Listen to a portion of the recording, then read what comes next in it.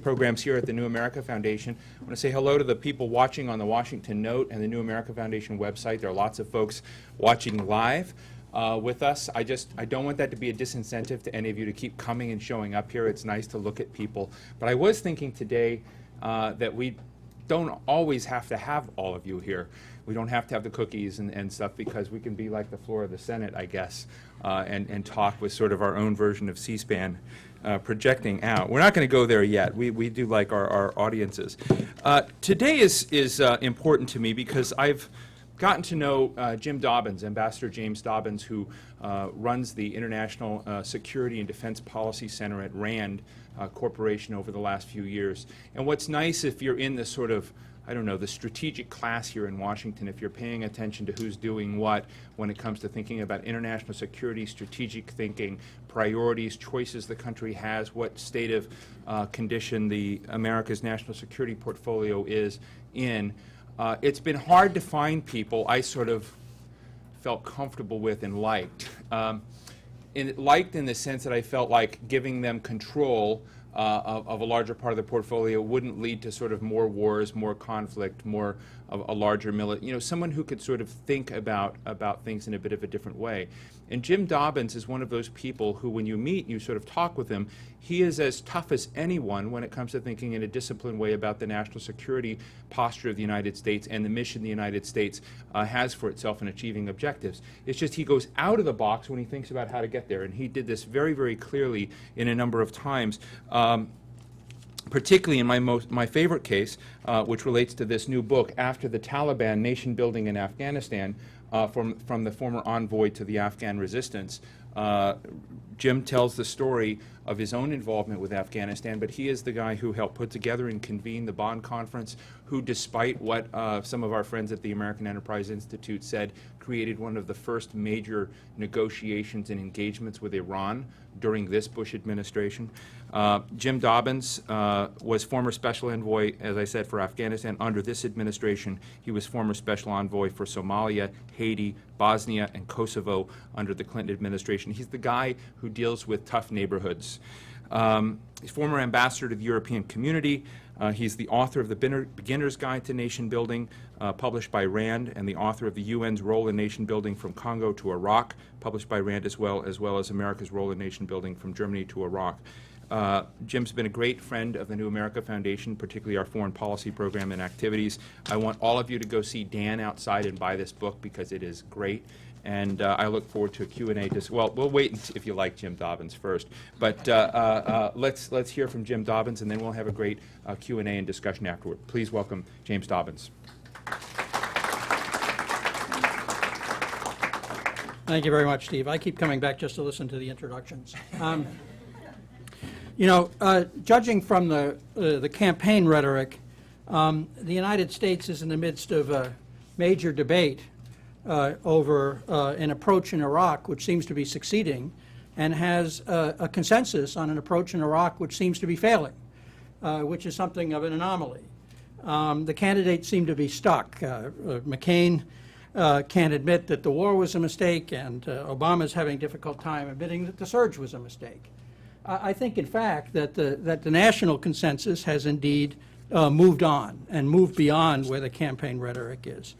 I think that there is a national consensus that the invasion of Iraq was ill-conceived but well-conducted, that the occupation was ill-conceived and ill-conducted, and that the current approach is well-conceived and well-executed, and that the way forward is to draw down at a rate that allows us to sustain the equilibrium that we've achieved in Iraq and not see a resumption in violence. On Afghanistan, unfortunately, there's not such a clear way forward, and that's why I'm suggesting that we have this anomaly of a debate over Iraq and a consensus on Afghanistan, and maybe we ought to begin to reshift our focus about what we're concerned about and what we're debating. Now, both candidates as regard Afghanistan are agreed that it needs more troops and more money, and that's good as far as it goes, but it's not going to get us where we want to go. With respect to Afghanistan. Now, the book that Steve mentioned is a personal account of my own experiences in the aftermath of 9/11 when I was called upon to lead the American effort to put together a new Afghan government and then to lead the interagency effort to try to consolidate that success and launch a process of nation building in Afghanistan. And I've tried in the book, first of all, to show how diplomacy really works, what diplomats actually do with their time, and to try to make that as interesting as possible, which wasn't always easy. But I've also tried to show, first of all, how the U.S. achieved so much so fast. We were attacked in 9/11. Within a matter of weeks, we began to respond. Before the end of the year, we'd not only toppled the Taliban, but we'd actually replaced it with a completely acceptable government that was recognized by every country in the world and accepted by most Afghans. How did we manage, that feat, which was really remarkable? Much quicker, much more satisfactory than Somalia, Haiti, Bosnia, Kosovo, or Iraq. And then, secondarily, why did we fail to consolidate those gains? And why we allowed the Afghan civil war to resume. Many of the decisions that were made in those early months, from November through the early months of 2003, really shaped the situation we face today in Afghanistan. Now, I think it's important to understand that Afghanistan is a weak state surrounded by powerful neighbors. It's too isolated, too poor, too inaccessible to be self-sustaining. It's never been self-sustaining. It's never been self-sufficient. It's always been a buffer. It's at war when its neighbors aren't agreed, and it's at peace when its neighbors are agreed. And it's never been able to sustain itself based on its own resource base. Now, and this goes back for centuries in terms of the conditions in Afghanistan. The success we had in 2001 with respect to Afghanistan was, of course, dependent on a number of things, including the capabilities of our own military. But the most important thing we did, and the decisive component, was bringing the neighboring states into the process, first of all, of overthrowing the Taliban. So we got overflight rights in Pakistan, we got basing rights in Tajikistan and Uzbekistan, we got the Russians to encourage the Central Asians to allow us to use their territory to launch offensives in Afghanistan. But we also brought the neighboring states into the process of peacemaking and stabilization in a quite comprehensive, if little noticed, way. I was assigned this task initially in late October, began preparing for it. As we moved toward the culmination of the process by which the new Afghan government was formed, we were moving toward a conference which would bring together all of the Afghan parties except the Taliban to try to compose a successor government. And this was to be hosted by the Germans in Bonn, Germany, and chaired by the United Nations, by a very skilled and talented UN negotiator, Lakhdar Brahimi. Brahimi and I had worked together previously in Haiti and knew each other well. In the preparations for the meeting, however, he and I had very different views of what role should be played by the external powers. His view was that the external powers had been messing up Afghanistan for centuries, and that the best way of ensuring that the Afghans came together was exclude all the external powers. Take the Afghans off, sequester them, keep them away from the press, from their families, from calls at home, and most of all from their patrons in Moscow or New Delhi or Peshawar or wherever. And my view was quite the opposite. My view was that the Afghans would never come together unless there were convergent pressures being put on them from their external sponsors, which pushed them together in the same way that they had been pulled apart. And so I argued that the external powers that had been essentially fighting a proxy war in Afghanistan for the last 30 years, which includes the United States in the 1980s, which included Russia, which included India, which included Pakistan, which included Iran, most notably, needed to be part of the process if we were going to succeed. And his historical reference point was the Taif agreements, where he negotiated the peace settlement in Lebanon that brought to the end of the Lebanese civil war in the 80s, which he had excluded the external powers and brought the Lebanese together. And my reference point was sort of Dayton, where we knew that the sides in Bosnia weren't going to come together unless the Croatians and the Serbs, that is, the external governments, told them to get together and stop fighting. And so we had to bring those countries into the process. In any case, we eventually agreed on a compromise in which all these external powers would be invited to the conference. They wouldn't actually sit in the meetings with the Afghans, but they would go to all the meals. They would see them in the halls, and they would have an opportunity to exert their influence. Now, the conference, there's I think, a general impression that Karzai was somehow the product of an American-led effort, and it was a little more complicated than that. The Bush administration at that time really didn't care who ruled Afghanistan as long as it wasn't the Taliban, and was prepared to cooperate with us in an effort to exclude al-Qaeda from the country. And so I had no particular instructions as to, we were happy to have the king come back and make it a monarchy or whatever. The first person who mentioned Hamid Karzai as a possible leader was, in fact, a Turkish diplomat. I stopped in Ankara on my way to Afghanistan the first time. The next, rather remarkably, was the head of the Pakistani Secret Service, the ISI.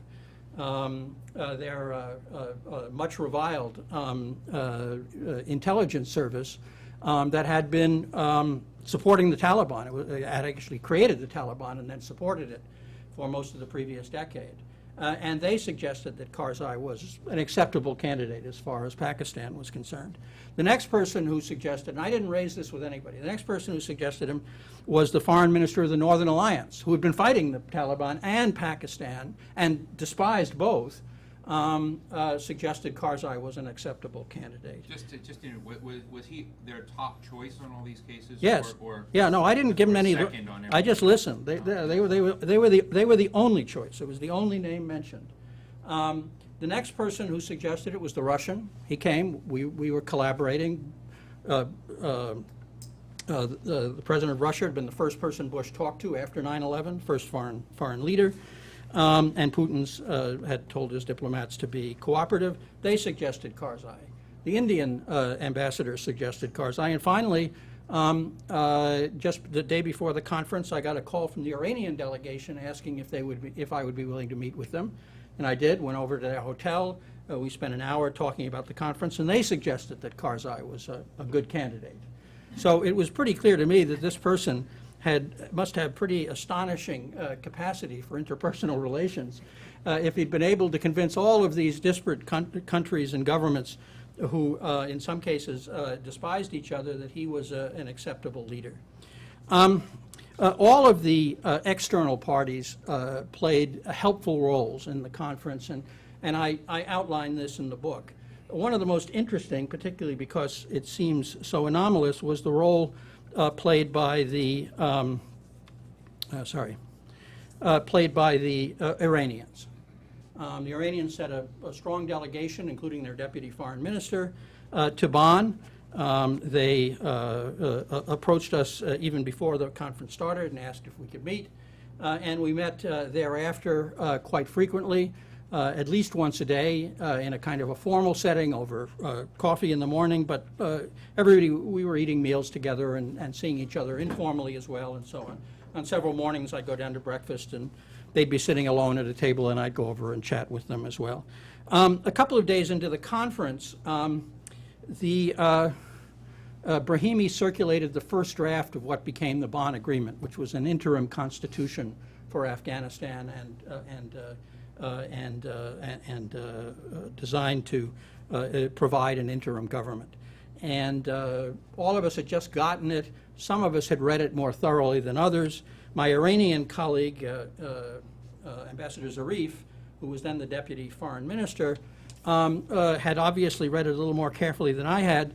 And as we were sitting with a couple of other diplomats, Italian and German ambassadors, he said, well, you know, there's a couple of deficiencies in this, he said with a certain twinkle in his eye. And I said, oh, he says, yeah, it makes no mention of elections or democracy. Don't you think that Afghanistan should commit itself to have elections and be a democratic state? Now, this was before the Bush administration had discovered democratization as the panacea for the greater Middle East, so I had no particular instructions on that. But it seemed like an acceptable idea, and I said, yes, I think that's a good idea. And he said, you know, there's another deficiency here. It makes no mention of international terrorism. Don't you think that the Afghans ought to be committed to cooperate with the international community against terrorism? And I allowed how this also seemed quite a reasonable suggestion.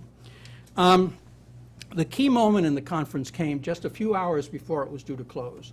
We had an agreement that set out an interim constitution, but we still hadn't agreed on who was going to be the government. Karzai, everybody had accepted as the leader, but we still needed to fill all the cabinet positions. And if we didn't do that, the conference was going to disperse and we would have no result. The Chancellor of Germany was due to arrive at 9 in the morning.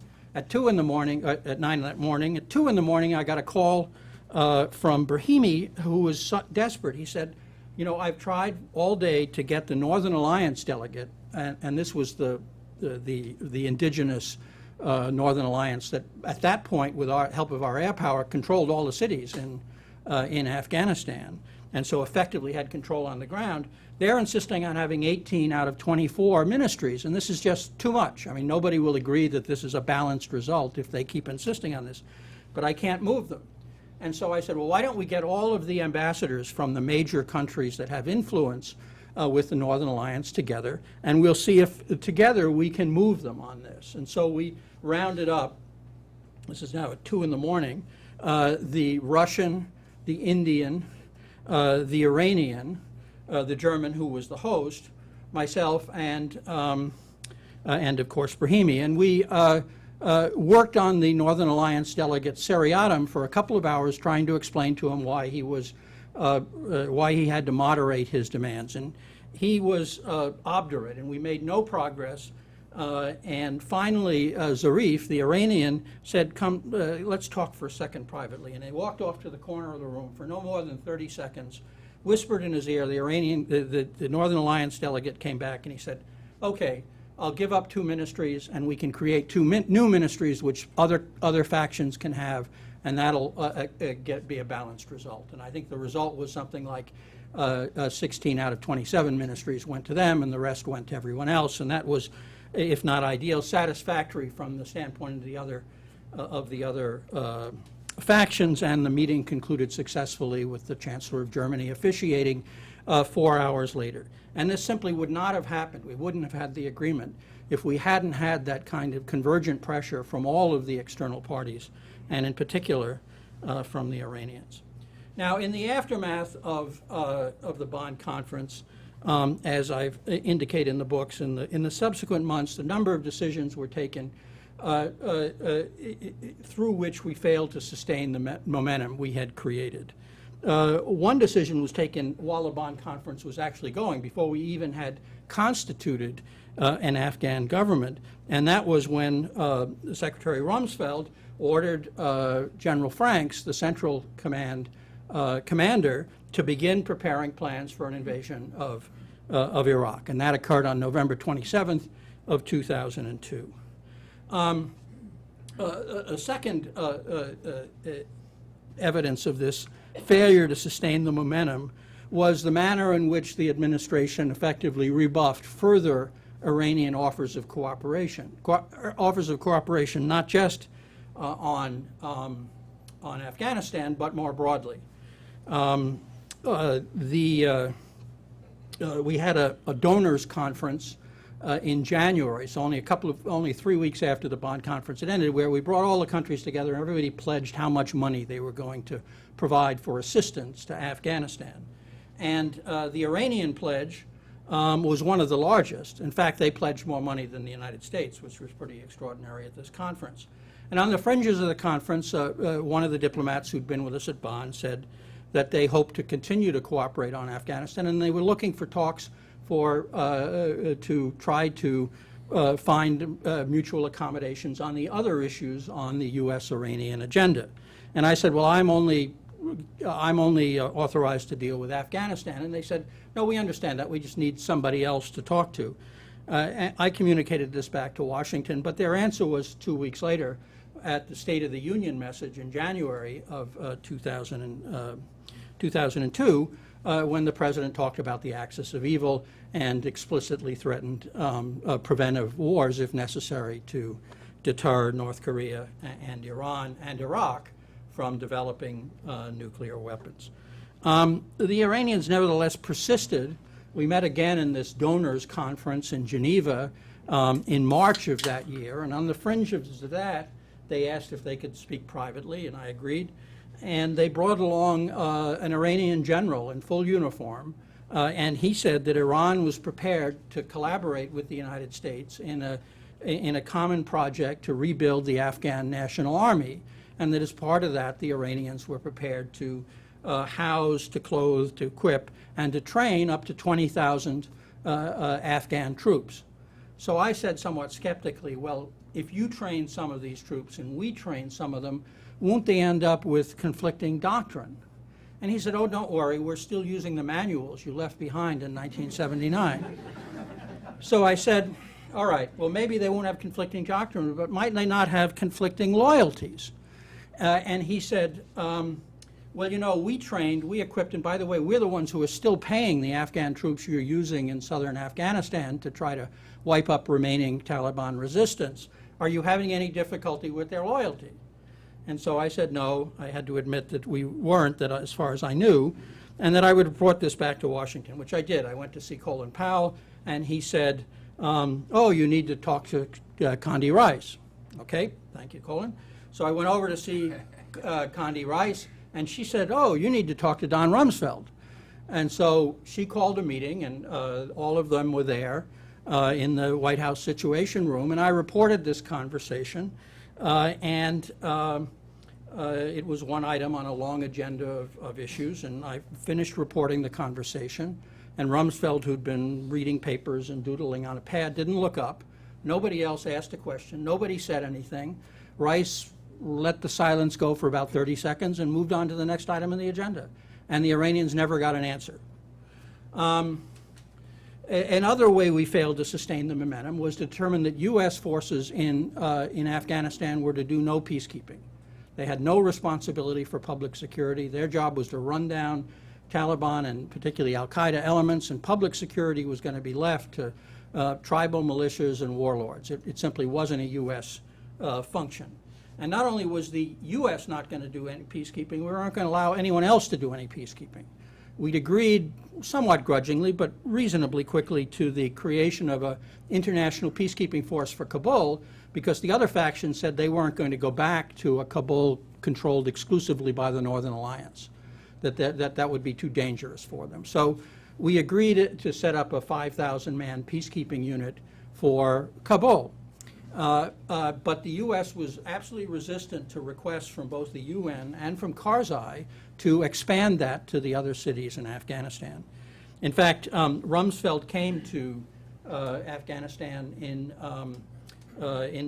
mid-December of 2001, so just a few weeks after Kabul fell, and met with Karzai and Fahim, the defense minister. This was just a couple of days before Karzai was inaugurated, and I briefed him at the airport before he saw these people, and he said, well, what are they going to ask me for? And I said, well, they're going to ask you to extend the international security force from Kabul to other cities. And he looked rather skeptical, and he said, well, what would that take? And I said, well, if it takes 5,000 men to stabilize Kabul, which is the largest city in the country, then I would think another 20,000 would take care of the other 4 or 5 major metropolitan areas. And he looked very skeptical, and we didn't discuss the issue further. But we did have, finally, a month later, a discussion in the Situation Room again with Rice chairing, Powell and Rumsfeld there, in which he insisted that there should not be any expansion of ISAF, and that was agreed at the time. A decision which was subsequently reversed, but not until a couple of years later. There was also, of course, the continued reliance, almost exclusive reliance on Musharraf, and a deal with Musharraf, which, while it may not have been explicit, was certainly from the Pakistani side implicit, which was they would cooperate with us in going after remaining al-Qaeda elements in Afghanistan, which they did to some extent, although not very successfully. But they would do nothing about the residual Taliban presence in Afghanistan. They would not only both allow it to stay, but they wouldn't interfere with whatever it was doing with respect to Afghanistan itself. And this implicit, if not explicit, deal, which was not so much, as I say, it's not so much that both sides agreed to it. We had a priority, which was tracking down al-Qaeda. They were prepared to move on that priority, and we didn't push them on the other because we wanted the focus on al-Qaeda, is the way I read that particular relationship over the first 3 or 4 years after the fall of the Taliban. And there was really a state of denial, to borrow a phrase, regarding the degree to which the Pakistani government was not only tolerating, but in some cases actually assisting the Taliban to mount an insurgency back into Afghanistan, until I'd say about a year ago, when this became recognized, acknowledged, and began to be dealt with by the administration. Now, so we're back where we are now, with the violence mounting in Afghanistan, more Americans getting killed in Afghanistan than Iraq, and the lack of a real strategy as how to deal with it. It didn't really have to be this way. We didn't have to allow events to drift, either in Afghanistan or Iraq, in the directions we did. You know, if you look at American performance in Iraq during the first year of the occupation, you would have thought this was the first time we'd ever done something like this. It was one unexpected challenge after another. It was one improvised response after another. In fact, as you know, it wasn't the first time. In fact, it was the 7th time in a decade that we'd done exactly this, that we'd liberated a country and then tried to rebuild it. We'd gone into Kuwait, liberated it. We'd gone into Somalia, Haiti, Bosnia, Kosovo, and Afghanistan, and then Iraq, 7 countries. Of those 7 countries, by the way, 6 are Muslim. So when the American army went into Iraq, there was no army in the world with more experience in nation building. And there was no Western army in the world with more experience operating in a Muslim society. So you have to ask how we could do this so often and yet and yet do it so poorly. And the answer, of course, is we weren't taking this mission seriously. We weren't regarding nation building as a core function that our government had to get good at, because it was doing it repeatedly. And we weren't the only ones doing it. You know, the United States, during the Cold War, sent its forces into a foreign country maybe once every 10 years on the average to conduct military operations. So you had Lebanon, Dominican Republic, Panama, Grenada. During the Clinton administration, you went from once every 10 years to once every 2 years. So you had Somalia, Haiti, Bosnia, and Kosovo. The Bush administration came into office promising to do it no more, and it invaded 3 new countries in the first 3 years in office. So it went into Afghanistan, went into Iraq, and it also went back into Haiti in 2004. So we were doing this despite pledges that we weren't, clear resistance to it. And the UN was doing it as well. The UN during the Cold War mounted a new peacekeeping operation once every 4 years on average. So one new operation every 4 years. Since 1989, they've mounted one operation every 6 months, a new operation in a new country every 6 months. And of course, these were cumulative commitments. These were lasting 5 to 10 years. So if you were doing one every 2 years, like the United States was since 1989, pretty soon you were doing 4 and 5. And that was the situation, say, when we went into Iraq and then into Haiti. So in 2004, the U.S. had troops in Bosnia, Kosovo, Afghanistan, Iraq, and Haiti. 5 different nation-building operations all at the same time. And the UN, of course, if you're doing one every 6 months, pretty soon you're up to a couple of dozen, which is where they are at the moment. So this was a demand that this was a demand-driven need that we simply weren't recognizing, and indeed there was a good deal of resistance to it. And this resistance wasn't just with the administration.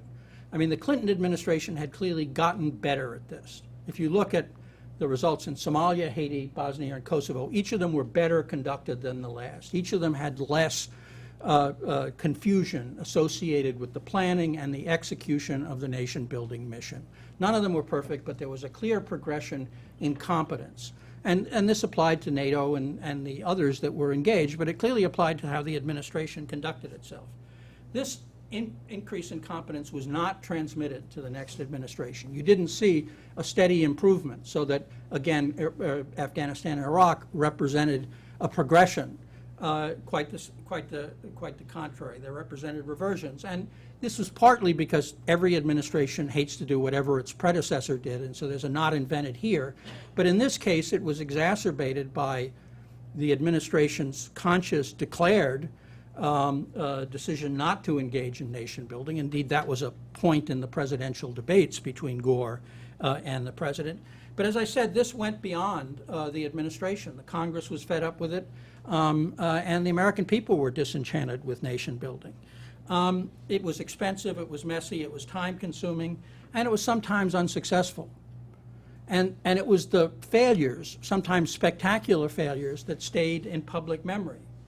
I won't ask for a show of hands, but probably most people here have heard of Black Hawk Down, and probably very few people here know what was accomplished in the way of nation building in the early 90s in exactly the same time frame in Namibia, in Cambodia, in Mozambique, or El Salvador. And so the spectacular failures created, combined with the mounting expense. The U.S. pays 25% of all UN operations and 100% of our own, so this was a growing burden, and it was essentially rejected.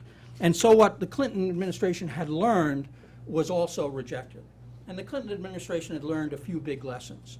In the aftermath of Somalia, where it had reduced its troop strength and increased their mission, so we went in with 20,000 troops simply on a humanitarian, protect food and medicine supplies. Then we reduced it to 2,000 Americans and gave them the job of supporting a UN grassroots democratization campaign designed to challenge every warlord in the country. It was a wild mismatch between soaring ambitions and plummeting capabilities, which very quickly caught up with us. And they learned that lesson. And after Somalia, they embraced the Powell Doctrine. Powell was gone, but his doctrine of overwhelming force, that is, you go in big, you overawe any potential opposition, you establish security, and then you draw down as quickly as you can once you've established that secure environment, was their doctrine. And so they put in far more troops than they probably needed, and then they quickly withdrew them to lower levels once they'd made their point. After the Haiti mission, where we went in 94, accomplished all our objectives, left in 96, and the place went to hell by 98, we'd also learned that the search for early exit strategies was pointless. You weren't going to achieve lasting results if you left after the first election that you scheduled. And so the Clinton administration abandoned the early exit strategies.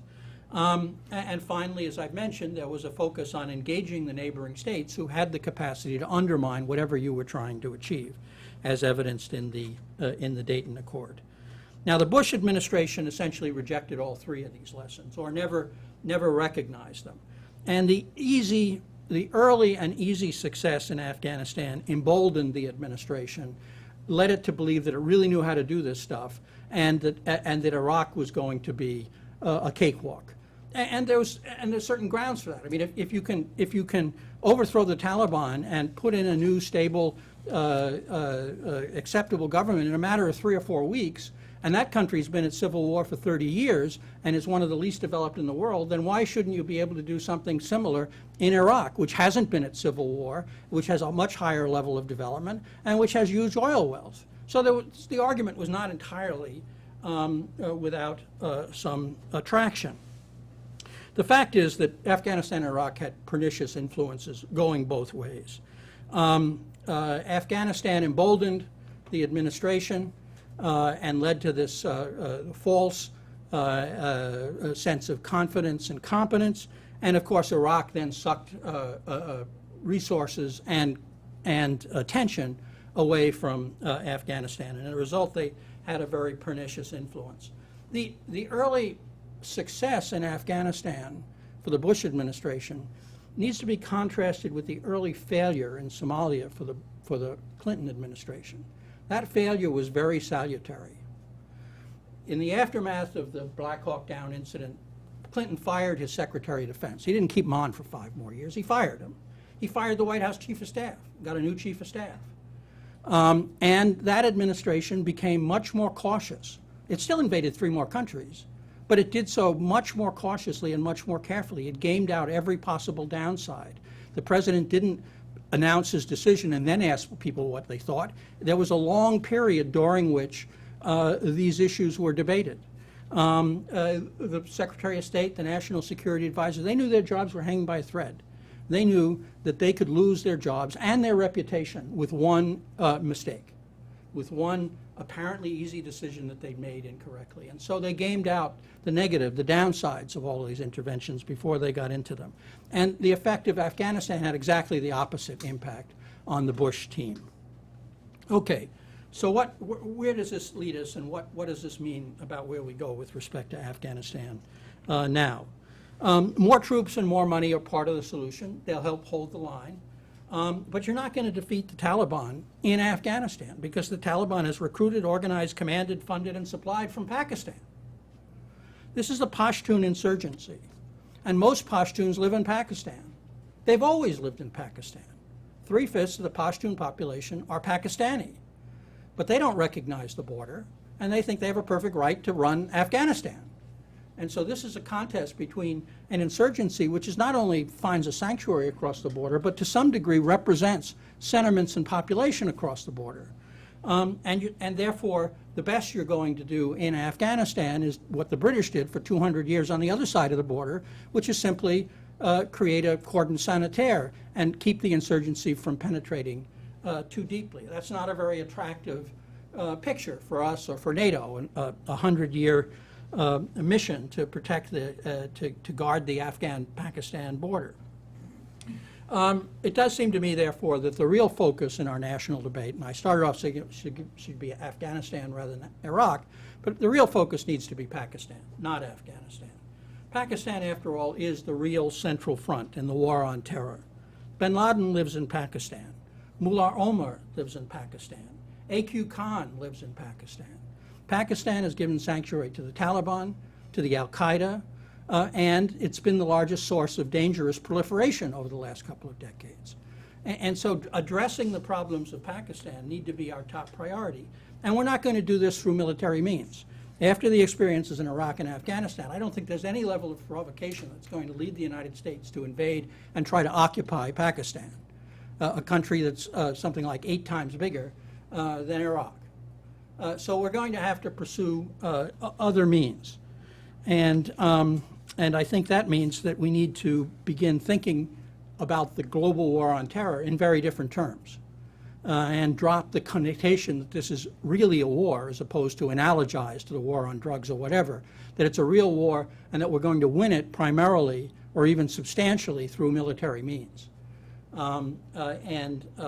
So we need to do a lot of new thinking, and it needs to be focused largely on how do we encourage the Pakistani government, now that it's a popularly elected democratic government, to begin to establish effective control over its military and over the border regions, which it has left largely uncontrolled ever since its creation in the 1950s. Let me just close with a few words about where we go beyond Iraq and Afghanistan. You know, the Bush administration, to its credit, reflecting on its early failures in Iraq, said, you know, we have to do better next time. And it's put in place a number of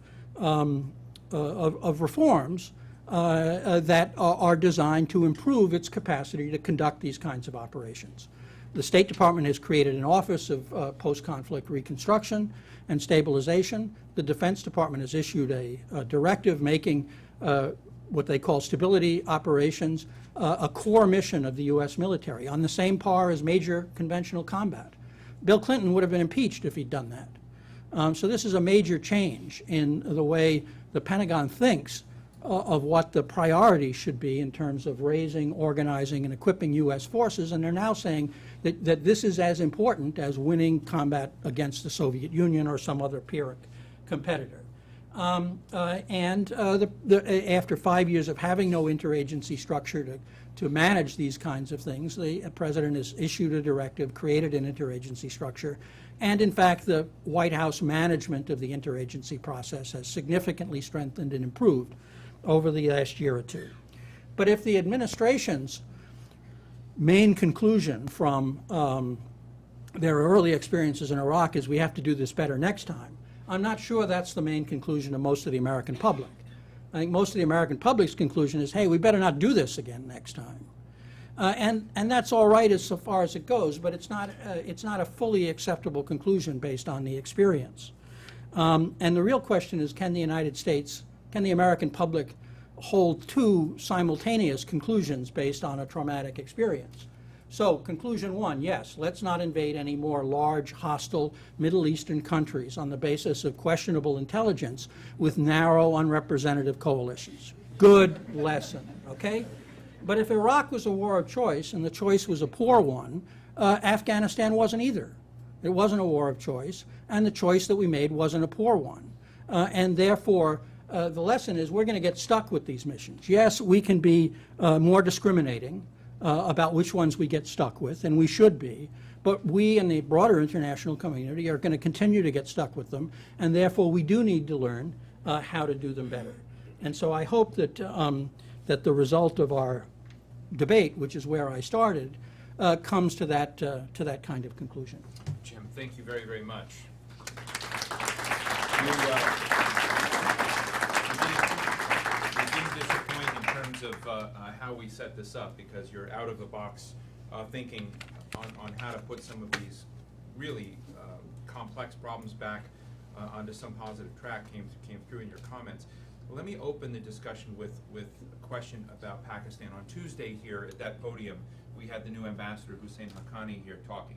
And his bottom line is, while he had some good lines about Musharraf, is that things will improve, that the relationship between the Pakistan government and the Karzai government is at least on a positive enough track that the kind of coordination you think would be important is there. And I'm wondering if you would agree that his largely rosy picture of conditions is taking us in a direction that we can achieve some of the stabilization of Afghanistan through the Pakistan side. And secondly, another key part, when you sort of look at what you did in the Bonn conference and bringing in other great regional powers, when I look at the other great powers, say Iran in the region, Russia, and I would add China in this, perceived as an ascending power, my view would be that as in this sort of, the outgoing period of the Bush administration, that we're not in real good health, obviously, with Iran, but neither with Russia or China either. And I'm interested in to what degree you think the deteriorating state of our situation with Russia, the sort of non-coordination with China over these issues are substantial problems. Well, first of all, I think that the picture apparently painted by the Pakistani ambassador, and after all, that's what his job is, was unduly optimistic, which is not to say he personally doesn't hope they'll go in that direction and isn't working for it. I'm sure that both of those are true. But I think the situation is far more uncertain. Now that leads to the second. I do think that we need to move, one of the reasons that the Pakistanis are reluctant to impose order in their border regions is they regard this as a conflict between the United States and these radical elements, not a conflict between the radical elements and them. And we need to change that intellectual framework to the extent we can. And that means, to some degree, bringing in the other powers that have influence with Pakistan and who should be and who probably are as alarmed by the rise in radicalism and the deterioration in the Pakistani government's capacity to address it. So that means Russia, it means in particular China, which is Pakistan's other principal great power patron. But it also means Iran, and it also means conversations with India on this matter, as well as making it a priority for NATO and for the other countries whose troops are deployed along the border and who therefore are exposed, like us, to the consequences of an ungoverned Pakistan border region. I do think that that the latest conflict with Georgia does illustrate the degree to which the United States has, through a variety of strategic choices over the last 7 years, isolated itself and ceased to be a player or the major player. I mean, you know, if you're looking at the Middle East, you've had a situation in which the Turks are mediating between the Syrians and the Israelis. The Egyptians are mediating between the Israelis and Hamas. The Qatar government, that superpower of the region, is mediating an end to the potential civil war in Lebanon. And now we have the French mediating between the Russians and the Georgians on that particular piece. Now, it's good that people are doing this, and to some degree it's good that the United States isn't insisting on taking over every potential mediation. But since many of these, not the Georgia one, but many of them were actually conducted against U.S. advice, it's also evidence of the degree to which the United States has taken itself out or removed itself from capability to influence many of these conflicts. Interesting. Peter? Pete Shelley from Brookings. Peter? Is that on? Let's just make sure they're all on. And don't turn them off. It's off. Okay. Okay. Thanks very much. Quick factual historical clarification, please. The U.S. decisions at the end of '91 to do very little in Afghanistan. 2001. Yeah. 2001. Not expand beyond Kabul and so on. Were those full-fledged NSC process decisions, or was that just Rummy or somebody else just sort of saying no, or what's the background to those outcomes? The decision not to expand peacekeepers beyond Kabul was debated in the among the NSC principals, in part because Powell and I insisted that it be. Otherwise, it wouldn't have been. But we weren't successful in moving the ball. The decision that U.S. troops wouldn't do peacekeeping was kind of inherent in the campaign rhetoric and the general view of the administration about, you know, peacekeeping. This is something other countries did, not something that the United States did. You know, real men don't do peacekeeping. Europeans maybe, but and the decision to provide negligible levels of assistance to Pakistan that first year was in effect a default decision. That is, you couldn't provide much higher levels of assistance unless you went for a supplemental. And we fought the war so cheaply that they didn't need a supplemental till November, a year after they'd won the war. And so for the first year, the State Department had to operate on the funds that it had allocated to Afghanistan under the Taliban. That is, the U.S. had set aside money for Afghanistan for humanitarian purposes while the Taliban was in government, and that's what we used. So in effect, we'd overthrown the Taliban, and then we gave Pakistan the same amount of aid as we would if we left the Taliban in office. Okay, thank you. This is Tulin Dadolu with the Washington Times. Talking about Russia, Russia also announced that it will stop all its cooperation with NATO. And it was, I guess, in April that the NATO had their meeting in Bucharest. And Russians committed to support all the supply lines to Afghanistan in that summit. So now they announced that they will stop all the cooperation. How do you think it is going to impact the Afghani theater? I think most of American supplies go through Pakistan, which brings me back to a different point, which I'll come back to. Some of the European governments may, in fact, use transit routes through Central Asia as opposed to through Pakistan, among other things because that's the only railroad that goes to Afghanistan. It doesn't get into Afghanistan, but it stops at the border in Uzbekistan. I mean, it would depend on whether the Russians simply stop being positive, which probably wouldn't have much of an effect, or if they start being negative. That is, if they start using their influence on the Central Asian governments to get them to stop, then it could be a more serious problem. But the fact that the U.S. is so heavily dependent on Pakistan is one of the limiting factors which make it difficult for us to put pressure on Pakistan. You know, we can't say, okay, we're going to cut off assistance. They say, okay, well, you know, then stop using us as a transit point for Afghanistan. And then we're sort of, you know, stuck. So it's a not insignificant point of leverage, although I don't think it would largely impact on American capabilities. Mike Marshall. Michael Marshall, UPI.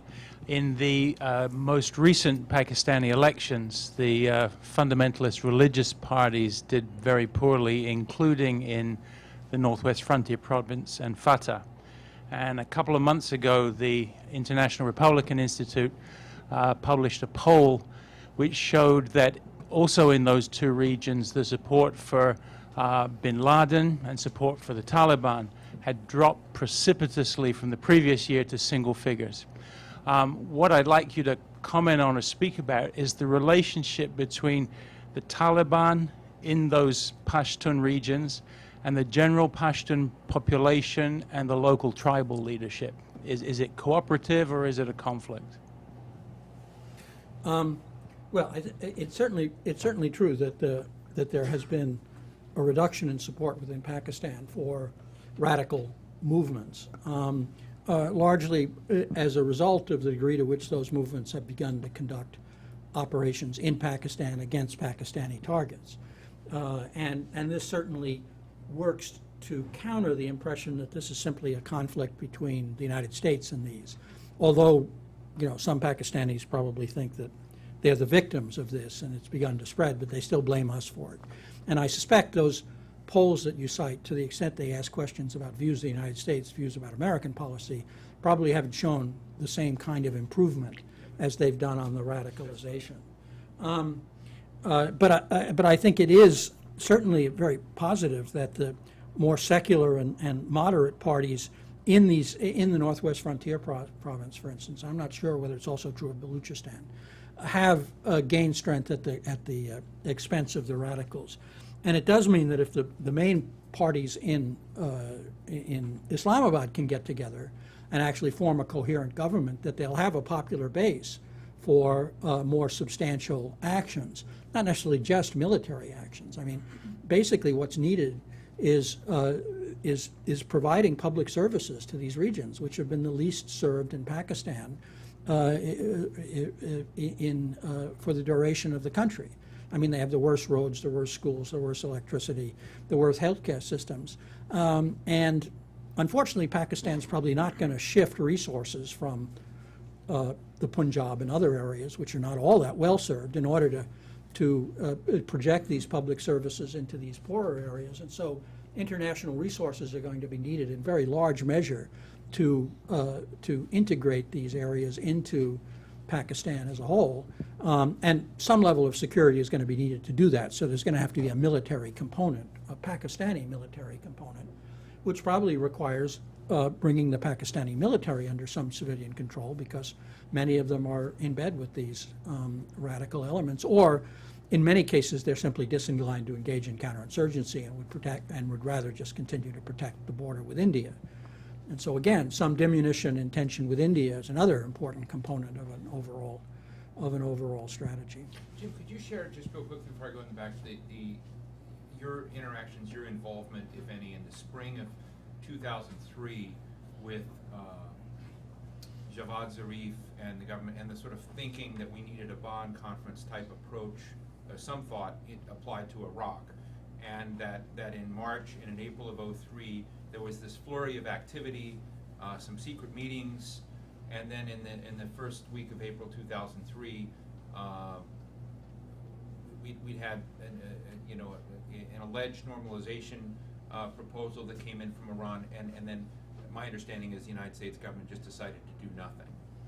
What was your involvement in that? My personal involvement was rather peripheral. I was out of the government at that time at the RAND Corporation. I did get called into the White House to meet with Zalmay Khalilzad, who had been my principal collaborator at the Bonn conference and had been very helpful there. And he was still in the National Security Council staff responsible for both Afghanistan and Iraq. And he called me in to talk about how to sort of brainstorm, in effect, about how to handle the transition in Iraq after Saddam was overthrown, which was at that point only a few weeks away. I can't remember, this was probably in February or so of 2003. And we talked about the degree to which the Afghan experience could be replicated. And, you know, I said it was probably worth doing, but there were several ways in which Iraq was different from Afghanistan, which would have made that kind of rapid transition from Saddam to a new Iraqi government without any intervening occupation more difficult. One was that you didn't have a Northern Alliance, that there was no indigenous resistance movement that had legitimized itself and gained support through decades of contesting territory. And therefore, you would be entirely reliable on emigres, many of whom hadn't been back in 20 or 30 years in some cases. Secondly, whereas in Afghanistan you had secured the cooperation of all of the neighboring powers, you had no prospect of doing that in Iraq.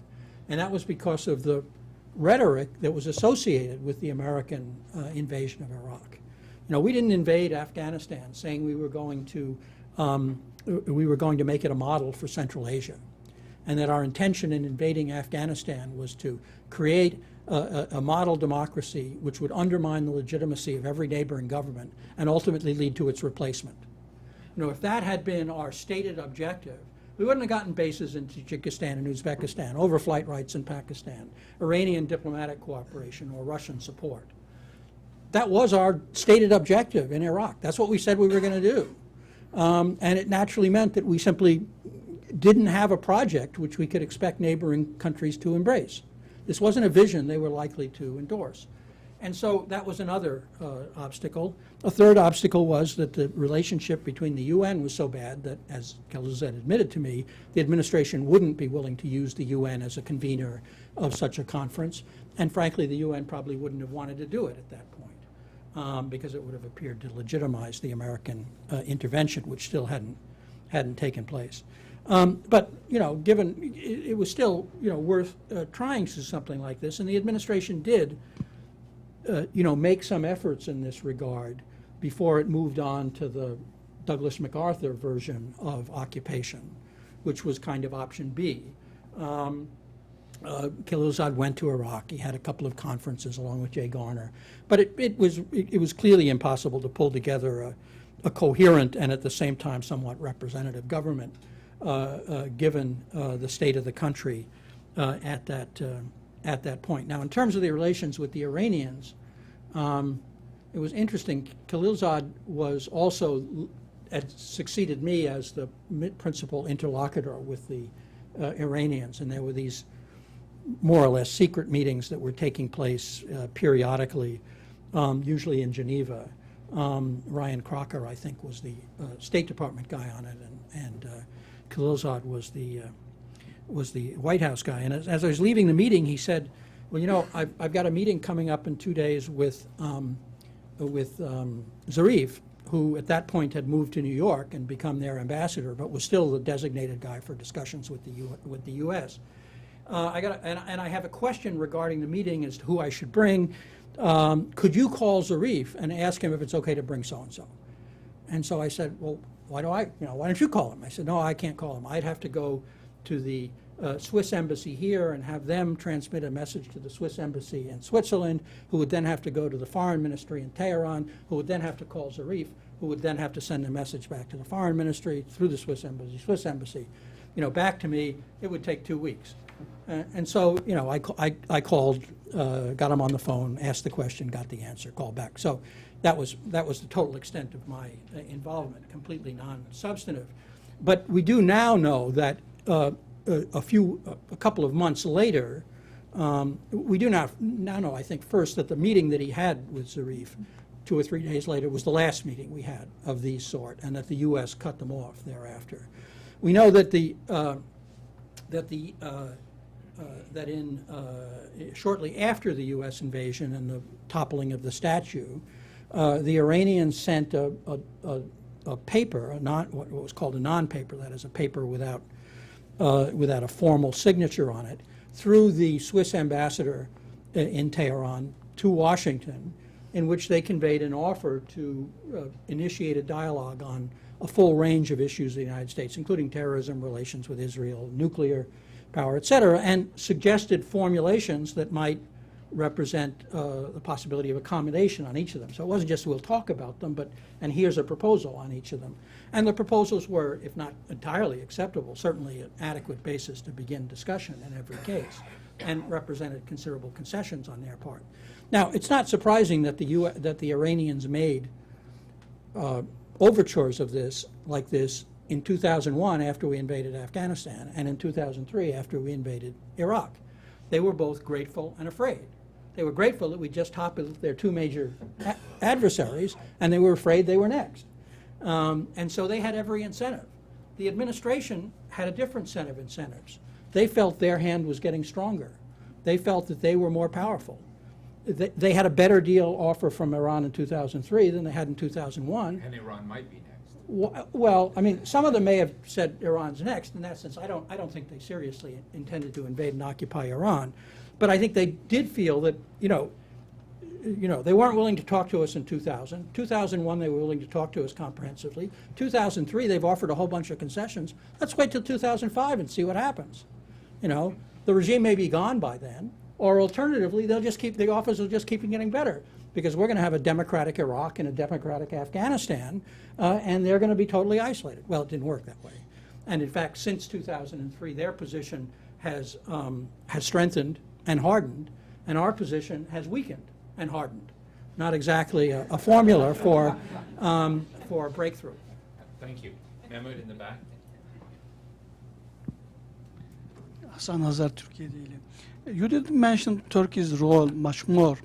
Turkey, as you know, is a NATO member and a regional power, is a very important country.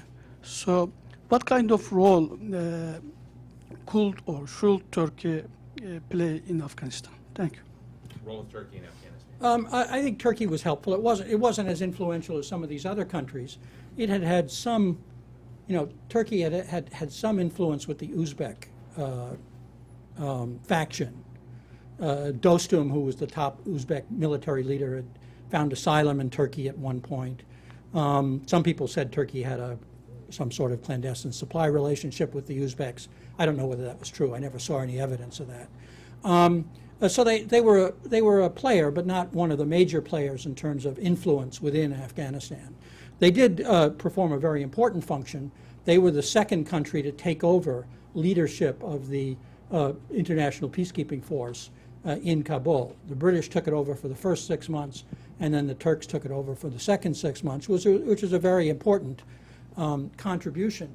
I'm not sure how many troops Turkey has in Afghanistan at the moment. I think they're perfectly welcome there, and I think they have and can play a positive role. Warren. Warren Coates, I'd like to take you back to the Bonn conference. In the lead up to the Bonn conference at the IMF, where we were preparing ourselves for our contribution to the nation building effort, we were assuming that the traditional tribal council process would play a more important role in hammering out what a new constitution would look like. And the Bonn process sprung a quite different, highly centralized constitution, which, as you said, de facto was dropped when we sort of turned all the other provinces back over to the warlords. What happened between these earlier notions that a more Afghan-conceived construction would emerge versus what came out of Bonn? I'm not sure that there's that much of a contrast between the two. I mean, the idea of a unitary state with a central government and no regional autonomy is a purely Afghan idea. I mean, this wasn't something foisted on them. It's the only kind of government they've ever known. Now, the government is centralized, it's unitary, there's no local autonomy, but it's also very weak. And so autonomous institutions exist, they're simply not recognized within that government structure. And that's how they've always been governed. So the idea of federalism, with which they're wholly unfamiliar, never really had any traction in this structure. The view of the Afghans at the Bonn conference was that Afghanistan was a weak state. It did have highly,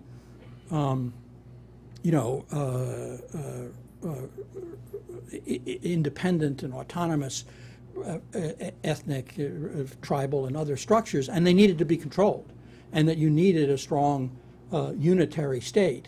And if you went to a more decentralized structure in which, for instance, provincial governors were elected rather than appointed, the state would simply fragment. Now, you can make a good argument for a different kind of structure, but in the end, my experience with constitution building is that you have to work with what people are familiar with. That sort of importing a concept with which they're wholly unfamiliar doesn't really work. But the Constitution was, the formal Constitution was negotiated by a Loya Jirga process by representatives who were chosen informally rather than through actual elections in regional assemblies. And then they were sent and became the negotiating. Who brokered your dispute with Brahimi? How did your Oh, view- he and I were just friends. We just. But he wanted all the powers out. You wanted. It's a big difference. Yeah, but he just said, "Okay, Jim." No, you get your way." it can't, it was his decision ultimately. But he So I said convinced you him. can't have Yeah. I said you can't do this without me, and you can't have me there and no one else. I see. And he said, yeah, I recognize that. And so it was a sort of halfway house. We were there, but we weren't in the meetings. That preserved the notion that the Afghans themselves were deciding their future, but it also allowed the external powers to exert influence. Thank you. Right here. Ali Gharib with Enterprise Service. I just have two questions. The first one's quick, and that's that if after the fact you got any indication from either Zarif or the Northern Alliance delegate what was said in that sort of 30 seconds of whispering. Yeah, this is the best deal you're going to get. I'd Okay. suggest you take it. And the second one is, given what seems like more than just a kind of politically considered resistance to nation building, and maybe more of an ideological one, and especially bringing in neighboring states. In addition to your dispute with Brahimi, was there any back and forth with the administration on bringing in the neighboring countries into the Bonn conference? No, I was given a remarkably free hand. I did make clear that I was going to talk to the Iranians, and I didn't see any way that this could be resolved satisfactorily without talking to them. And Powell indicated that he had no objection. Whether he asked anyone else, I don't know. But as I said, at that point, the administration, they didn't want to occupy Afghanistan. And they didn't care who governed it as long as it met the criteria that I've suggested. So I was left remarkably free to negotiate on these details. Someone should ask Colin Powell if he asked any others in the administration about this. That would be interesting. This gentleman, then this right in the back. Jim, Phil Wilcox, Foundation for Middle East Peace. You said that while turning our main focus to Pakistan, that we should increase our financial and military assistance to Afghanistan. How would you shape that those additional resources? Should we put in more combat troops, or is that a bottomless pit? And is there scope for improving the situation there through more economic development?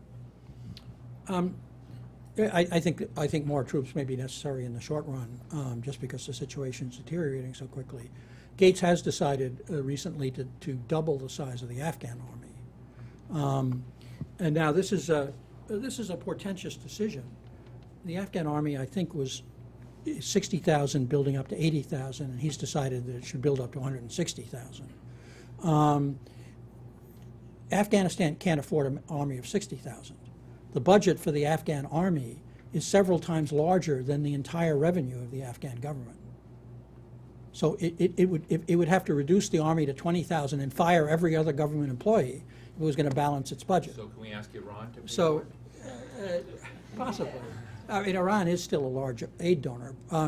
I mean, so in other words, what I'm saying is this is an implicit decision. We're going to pay to sustain this army for a long time, So you think Brzezinski for is... decades. Do you think Brzezinski's concerns that this is a Soviet-like, not for the same reasons, but that you get drawn into sort of a Soviet-like trap in Afghanistan with more committed troops, et cetera? Do you think Brzezinski's wrong?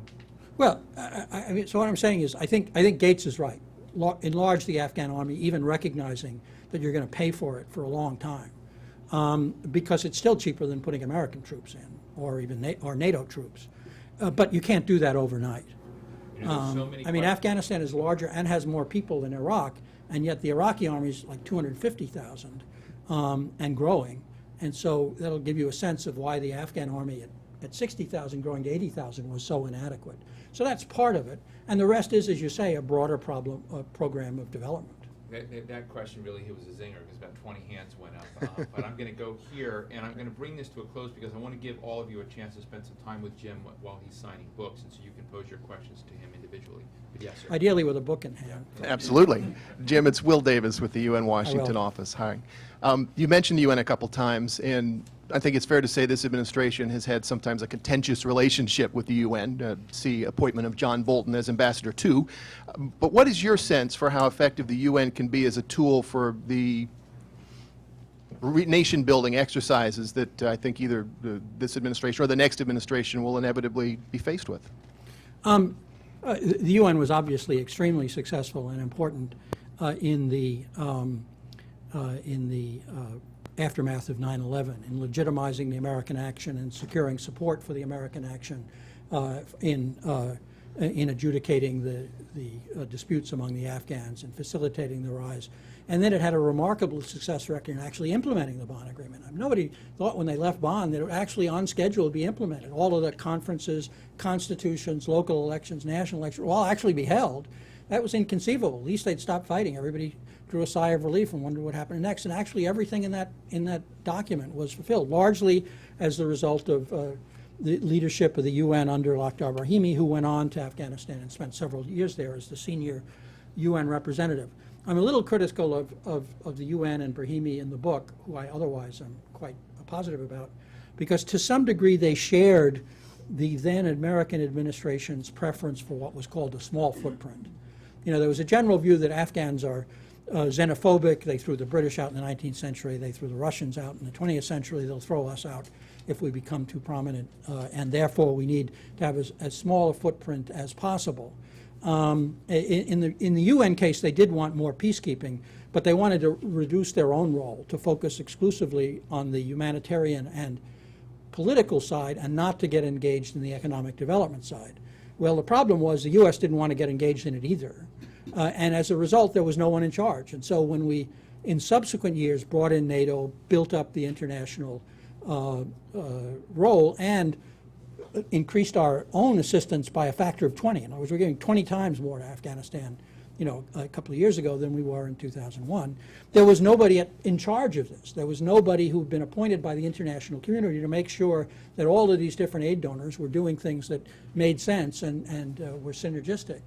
And I think the UN's reticence at that point contributed to that. But that was a relatively minor factor. The UN also could have played an important role in Iraq after the American intervention, and did so to a limited extent. The administration, despite all its rhetoric, begged the UN to come in. The UN sent its aid team, Sergio de Mello. He and others were killed. The UN pulled back. And then, as I say in the book, I introduced Bob Blackwell, who was the White House Deputy National Security Advisor for Iraq, to Lakhdar Brahimi again. Had them for dinner at my house, and a few weeks later the White House asked Brahimi to go back to do exactly what he had done in Afghanistan, that is to put together an interim Iraqi government, and that was done by Brahimi in early 2004. It's useful to note that Sergio de Mello was killed 5 years ago Tuesday, so it's just had the 50th anniversary. Jim, thank you very much, but I want to ask one last question. If either president, well, either John McCain or Barack Obama comes in and offers you the position of chief nation-building broker, would you be interested? I'd be glad to give them a set of my books. Okay. Thank you very, very much, Jim. Thanks, Ambassador. Very good.